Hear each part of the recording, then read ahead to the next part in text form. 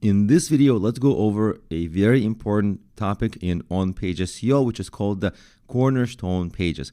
Cornerstone pages are generally correlated with higher rankings. Let me explain to you what these pages are. These are generally pages that are very long and cover a topic in a very comprehensive manner. Like, for example, you see this article on my website. It's called How to Get Business Ideas. And I'm trying to rank for the keyword How to Get Business Ideas or just the keyword business ideas. Both of these are obviously very competitive, so I cannot just put out a regular, bland, old blog post because it will just get lost in the thousands of other pages that target this keyword. So what do? The goal is to create a page that's very long and comprehensive and covers the topic from many different angles. So let's look at what's on this page. For example, I have rich media, like a photo here. I have a lot of videos embedded throughout the page. I also have many subsections, you see. And a lot of these subsections, they target different long tail keywords. Like, how can I get business ideas to improve the world? Business idea validation. Should you keep your business idea a secret? And there are topics like how to protect your business ideas, and so on and so on. So basically, I'm not just trying to rank for business ideas or how to get business ideas. Of course, these are important keywords for me, but I'm trying to rank for about 10 or 15 other long tail keywords. Also, what you'll see is this page is very heavily interlinked.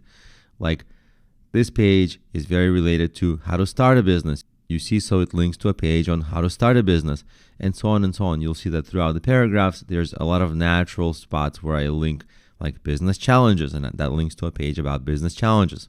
So my goal with a page like this is to have everything covered.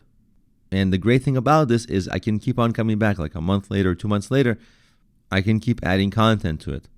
And ultimately the goal is to make this page the best page on the internet about how to get business ideas. If I accomplish that, and if it's truly the best page, that by itself will give me tremendous engagement signals, not only because it's long and people stay and read for a long time, but also because it's good and people read because it's good. Because if it's long, but if it's not that good, people will just kind of go away, right? But if it's something that really inspires interest and something that really engages people and gives them aha moments and insights from the very first paragraphs, then they're going to be like, ooh, this is exactly what's going to help me. Amazing.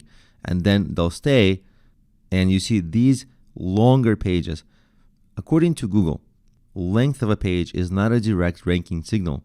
But when companies have run experiments on which pages are ranking in which niches, there's a tremendous correlation of longer pages ranking higher. But again, it's not only because they're long, it's because, yes, they're long, but also the writer put more care and work into them.